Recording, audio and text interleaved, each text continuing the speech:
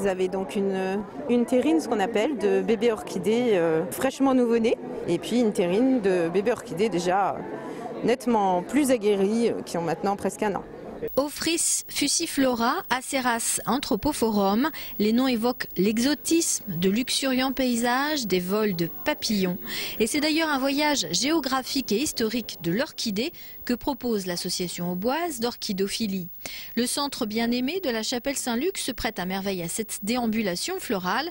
Orchidées yin et yang, orchidées sud-américaines, orchidées d'Asie. Et surtout l'Angraecum sesquipédale ou l'étoile de Madagascar.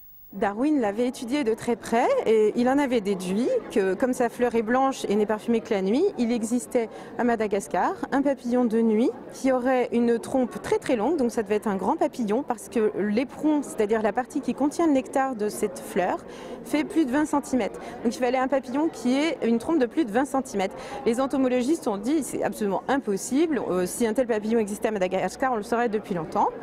Et ils ont été très surpris, 20 ans après la mort de Darwin, de découvrir un papillon de nuit avec une trompe de plus de 20 cm de long et qui est le pollinisateur d'Angraecum sesquipédale. Et c'est pour ça qu'en l'honneur de Darwin, ils l'ont appelé Morgami predicta, en référence à la prédiction de Darwin, comme quoi il existait un tel papillon sur l'île. Impossible naturellement de découvrir les 30 000 espèces d'orchidées qui peuplent la planète, des fleurs qui poussent sur les contreforts de l'Himalaya ou sur les pelouses auboises. Contrairement aux idées reçues, une orchidée c'est très très solide.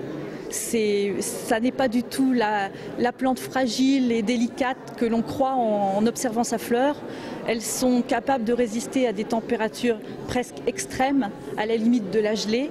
Elles sont capables de supporter des températures avoisinant les 50 degrés. Le tout, c'est de leur conserver en même temps une certaine hygrométrie. Et c'est la clé de tout le succès pour la culture, à savoir quand il fait froid, on supprime les arrosages et quand il fait très chaud, on arrose beaucoup plus. Et toutes les orchidées dans le monde entier réagissent de la même façon.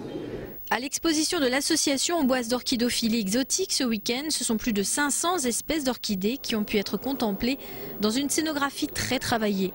Des mois de préparation pour une féerie florale fabuleuse.